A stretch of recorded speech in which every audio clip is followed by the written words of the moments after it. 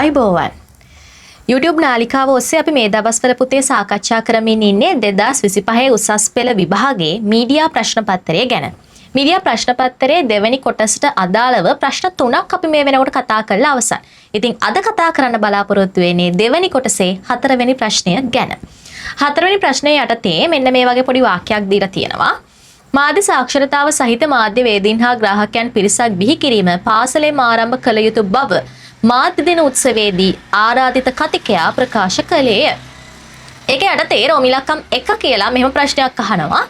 ජනමාධ්‍ය විශේෂ ලක්ෂණ දෙකක් නම් කරන්න. ඒතර ජනමාධ්‍යට අදාළ ලක්ෂණ දෙකක් ලියවම වට ලකුණු 4ක් ගන්න පුළුවන්.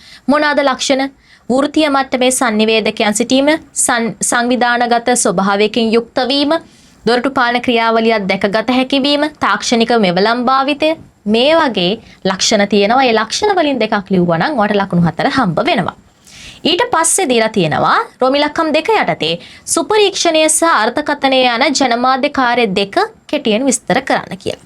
මොකද්ද සුපරීක්ෂණය කියන්නේ? සුපරීක්ෂණය කියන්නේ පුතේ සමාජයේ පිළිබඳව නිරන්තර අවබෝධයෙන් සහ යාවත් කාලීන වන ස්වභාවයෙන් ජීවත් වීම කියන එක තමයි සුපරීක්ෂණය කියන්නේ.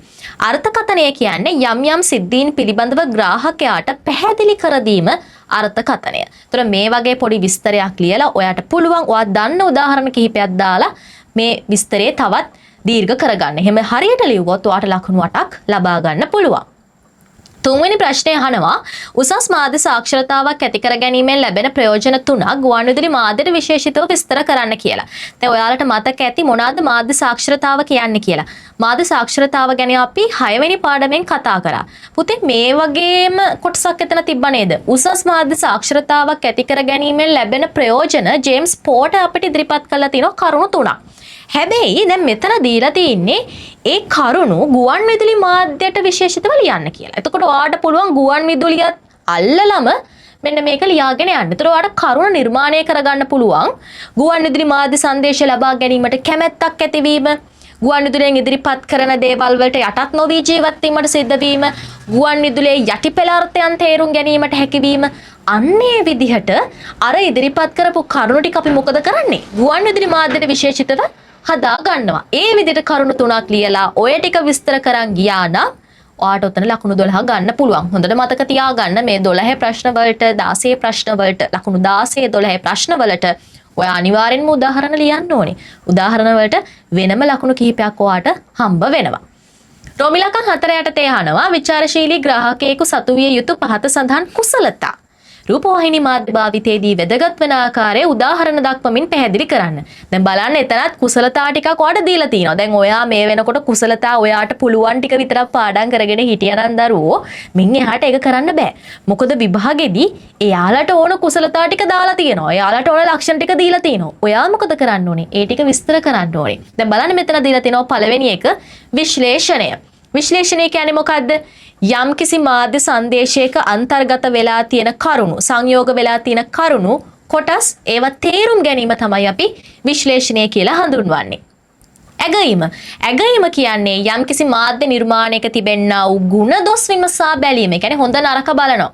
යම්කිසි මාධ්‍ය නිර්මාණයක් ගත්තම ඒකේ භාෂාව හොඳයි.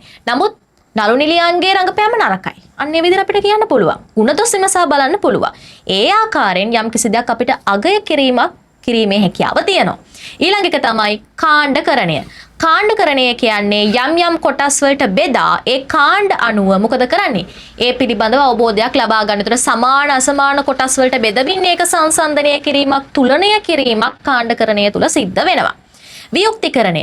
වියුක්තිකරණය කියන්නේ මාධ්‍ය සංදේශයේ තියෙන හරය, වැදගත්කම මොකද කරන්නේ? ඊටාම කෙටියෙන් සහ පැහැදිලිව ඉදිරිපත් කිරීම තමයි වියුක්තිකරණය කියලා හඳුන්වන්නේ. ඒතර ඔයා දන්නවා අපි මීට අමතරව තව විචාරශීලී ග්‍රාහකයා ගාව තියෙන ලක්ෂණ කිහිපයක් ඉගෙන ගත්තා. හැබැයි පුතේ බලන්න පේපර් එකට ඇවිල්ලා තින්නේ ඒ දේවල් වලින් එයාලට ඕන ටික තමයි දාලා දීලා තියෙන්නේ. ඒතර ඔයා දැනගන්න ඕනේ මේ දෙන ටික හරියට විස්තර කරන්න. ওই විදිහට හරියට විස්තර කරා නම් උදාහරණත් එක්ක ලියාගෙන ගියා නම් මොකද මම උදාහරණ ලියන්න කියන්නේ? මේක අනිවාර්යෙන් ලියන්න වෙනවා. බලන්න ප්‍රශ්නේ අහලා තියෙන්නේ රූපවාහිනී මාධ්‍ය භාවිතයේදී වැදගත් වෙන විදිය ලියන්න කියලා. ඒතකොට ඔයා රූපවාහිනී මාධ්‍ය ඉලක්ක කරගෙන උදාහරණයක් ගන්න ලියාගෙන යන්න ඕනේ. එහෙම ලියුවොත් තමයි ඔයාට මෙතන ලකුණු 16න් උපරිම ලකුණු ලබා ගන්න පුළුවන් වෙන්නේ. ඒතර ඔය විදිහට තමයි දෙවෙනි කොටසේ 7 වෙනි ප්‍රශ්නෙට අදාළව උත්තර ටික ලියවෙන්න ඕනේ. හරි. ඊළඟ වීඩියෝ එකෙන් අපි කතා කරනවා පස්වෙනි ප්‍රශ්නෙට කොහොමද උත්තර ටික ලියන්නේ කියලා. අපි ඒ ගැන කතා කරමු ඊළඟ වීඩියෝ එකෙන්. ඉතින් අදට සමුගන්නවා අපේ YouTube නාලිකාව subscribe කරලා තියාගන්න. නැවතත් මෙවැනි වීඩියෝ එකකින් හමු වන බලාපොරොත්තුවෙන් සමුගන්නවා. ස්තුතියි.